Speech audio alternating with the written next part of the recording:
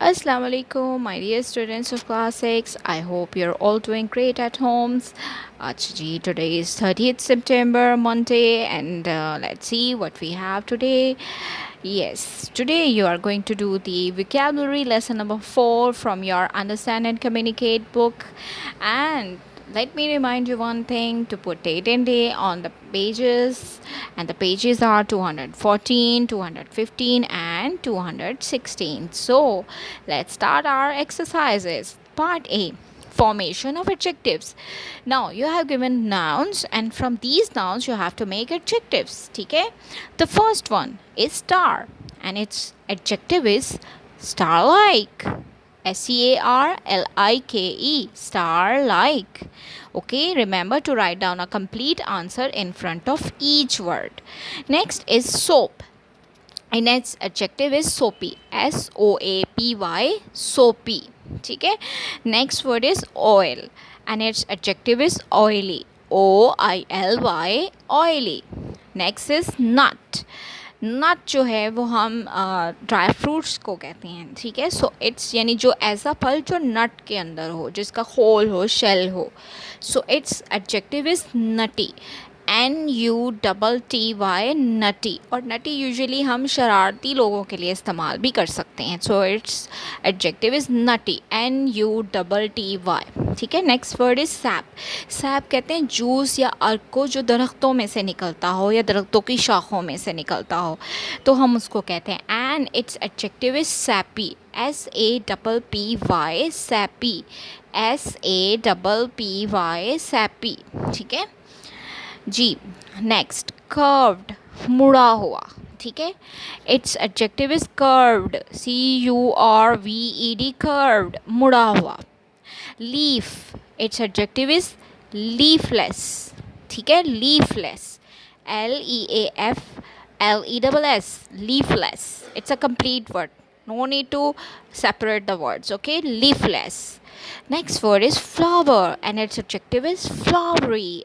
FLOWERY, flowery. Next word is rain, and its adjective is rainy. RAINY, rainy. ठीक है. Next word is earth, and its adjective is earthly. EARTHLY, earthly. ठीक है. earthly. Okay जी. Next exercise जी. Next exercise is about words antonyms, यानी आपको words दिए जाएंगे and you have to write down their opposites. Let's start जी. Strange. Strange opposite is familiar. FAMILIAR, familiar. ठीक है. स्ट्रेंज कहते हैं जो अननोन हो, और फेमिलियर जाना माना. ठीक है. यूजफुल, यूजफुल को कहते हैं फ़ायदेमंद. अच्छा, as you can see right now in brackets they have also told you कि व्हाट आर दीज वर्ड्स, यानी ये वर्ड्स कौन से हैं. The first two words are adjectives, इसम सिफ्त हैं. यूजफुल से यूजलेस. यूजफुल कहते हैं फ़ायदेमंद, और यूजलेस बेकार, इसका ऑपोजिट है यूजलेस. ठीक है. बिल्ड. बिल्ड का मतलब है तामीर करना, and it's a verb, action word है. And what would be its opposite? Its opposite is demolish. Demolish कहते हैं तोड़ना या तबाह कर देना. ठीक है. Demolish, DEMOLISH, demolish. DEMOLISH, demolish. Next is live. It's also verb. live का मतलब है जिंदा, और its opposite is die. DIE, die. Constantly, it's an adverb. Constantly, मुसलसल, and its opposite is randomly. RANDOMELY, randomly. RANDOMELY, randomly. Find, गुम जाना. It's a verb. ठीक है. And its opposite is lost. LOST, lost. Proper, it's an adjective. ठीक है. Proper का opposite होगा improper. IMPROPER, improper, यानी जो सही ना हो. ठीक है. Again I am repeating the opposites of these words for your convenience, so you can, if you have any confusion, you can write it down. Strange, familiar. Useful, useless. Build, demolish. Live, die. DIE, die. constantly, randomly, find, lost, proper, improper. I am लगाना है, not an. improper, improper. Next देखते हैं जी. Normal, it's an adjective and its opposite is abnormal. यानी हमने normal से पहले 2 letters add करके उसको ऑपोजिट कर देना. ABNORMAL, abnormal. Vital, vital is also adjective. Vital का मतलब होता है which is very necessary and its opposite is unimportant, जो ज़रूरी ना हो. Unimportant, UNIMPORTANT, unimportant. Next is rise. Rise होता है ऊपर को जाना and its opposite is fall, यानी कि नीचे को आना. राइज ऊपर जाना, फॉल नीचे आना, FALL and it's a verb. ठीक है. Next is same, it's an adjective. ठीक है. And its opposite is different. Next is ripe. Ripe कहते हैं पका हुआ, यानी ऐसा फल जो पक जाए and its opposite is unripe. UNRIPE, unripe. Plenty कहते हैं बहुत ज़्यादा. ठीक है. And its opposite is, and it's a noun and its opposite is little, थोड़ा. Enough it's an adverb and its opposite is insufficient. In, IN, SUFFICIENT, insufficient. I'm repeating the word again. INSUFFICIENT, insufficient. ठीक है. I'm repeating the antonyms again. Normal, abnormal. Vital, unimportant. Rise, fall. Same, different. Ripe, unripe. Plenty, little, enough, insufficient. Okay जी. Next exercise is about difference between words. यानी you have given 2 words और उनके दरमियान हमने difference पता करके according to it we are going to choose the correct answer. Remember and remind. Remember is referring to your memory, यानी ये चीज़ ऐसी आपकी याददाश्त से ताल्लुक़ रखती है, यानी ऐसी चीज़ जो हमारे माइंड में और हम उसको याद कर लें. एंड रिमाइंड इज़ समथिंग के जो आपको किसी चीज़ की याद दिलाए. जैसे हम कहते हैं ना, ये चीज़ हमें उस शख्स की, या इसकी ये बात हमें उसकी याद दिलाती है, या ये शख्स हमें उस इंसान की याद दिलाती है. सो रिमेंबर का ताल्लुक़ आपकी मेमोरी से है एंड रिमाइंड का ताल्लुक़ किसी चीज़ से याद करना, यानी किसी चीज़ को देखकर हमें याद आ जाना. ठीक है. Let's do the exercise. Choose the correct word from the brackets for each sentence. यानी आपने चूज़ करना है करेक्ट आंसर. अब आपकी मर्जी. Choice is yours to circle the answer, to tick the answer or underline the answer. Let's start. I shall dash her that she owes me a treat. तो यहाँ पर हम remind का word इस्तेमाल करेंगे. I shall remind her. Next is, did you dash to bring your atlas? तो did you remember to bring your atlas? He told me to dash to buy the book for him. So यहाँ पर हम तो इस word remember का इस्तेमाल करेंगे. He told me to remember to buy the book for him. He promise to dash me of my appointment a day before the date. He promise to remind me. उसने मुझे वादा किया कि वो मुझे याद दिलाएगी मेरी अपॉइंटमेंट के एक दिन से पहले. Next is, that girl dash me of my cousin in Hong Kong. Reminds me of my cousin in Hong Kong. He begged her not to dash the incident against him.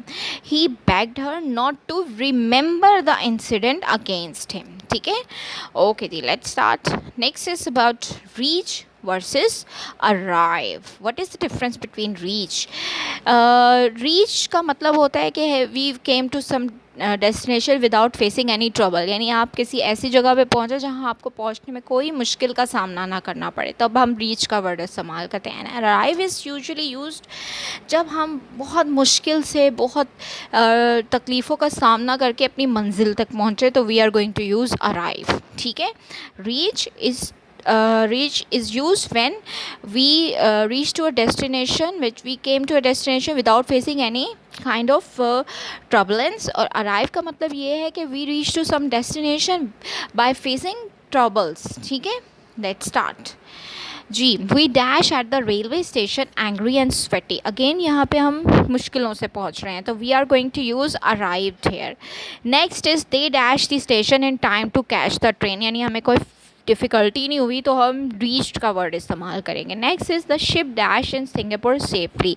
Again यहाँ पे को हम arrived का word इस्तेमाल करेंगे, ठीक है।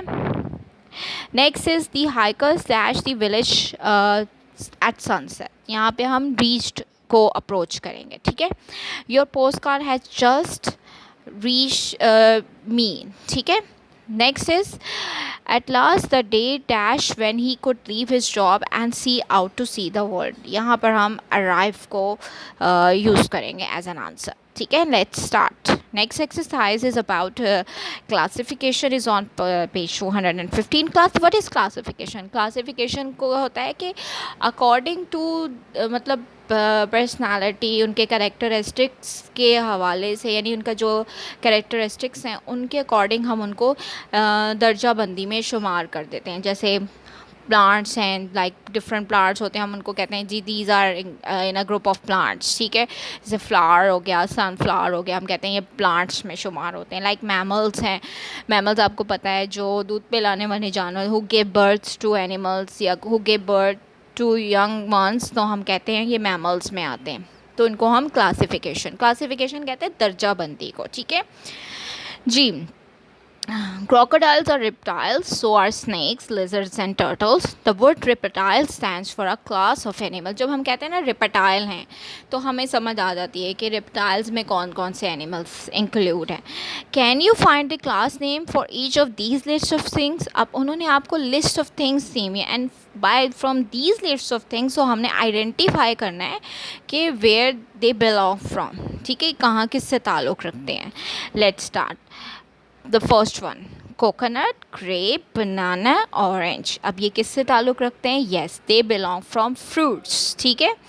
Next देखें, हमने अब लिस्ट ऑफ थिंग्स के सामने उसका आंसर लिख देना है, तो अब ए के सामने हमने क्या लिखना है? फ्रूट्स। नेक्स्ट देखें, plate, cup, saucer, bowl, these are from crockery, इसको हम क्रॉकरी में इंक्लूड करते हैं, क्रॉकरी में क्लासिफाइड करेंगे, ठीक है। तो spelling of crockery are CROCKERY, crockery. Again repeating it, CROCKERY, crockery. Next देखें, फोक, नाइफ, स्पून, ये इसको हम किन में क्लासिफाइड करेंगे? Yes, we call them cutlery, cutlery, CUTLERY, cutlery, CUTLERY, cutlery. Next is table, chair, bed or cupboard. ये किससे ताल्लुक़ रखते हैं? Yes, of course, they belong from furniture. furniture, FUR, furniture, ठीक है। Next, butterfly, grasshopper and cockroach, and they belong from insects. INSECTS, insects, ठीक है। Next is guppy, shark, carp, dogfish, and they belong from fish, so write down fish in front of it. Next is canary, sparrow, eagle, pigeon. Yes, they belong from birds, ठीक है। write down birds in front of it. Next slide. G, lion, bear, elephant, rhinoceros. अब ये किससे belong करते हैं? They belong from, yes, they belong from animals, ठीक है। Next is hibiscus, rose, sunflower, orchid, and where they belong from? Yes, they belong from flowers. We call it flowers, ठीक है। They are all flowery plants, ठीक है। चलें, next, rice, wheat, maize, barley, and they belong from, इनको हम सब कहेंगे crops, इनकी फसलें होती हैं। आपको पता है चावल की, गंदम की, बाजरे की, इन सब की क्या होती हैं? फसलें होती हैं। तो we are going to write down crops in front of it. Next is called salt, sauce, mustard, pepper. What are these are spices. इनको हम मसाला जात कहते हैं. ये इस्तेमाल होते हैं हमारे डेली के खानों में, ठीक है. Next is we are going to write down spices, spices, spices, मसाले, ठीक है. Next is blouse, skirt, trousers, jackets. We call them, what we call them, dresses, ठीक है. हम इनको कहेंगे dresses, DRESSES, ठीक है. So students, this is it for today. I hope you have liked the video, and everyone stay safe. Allah Hafiz.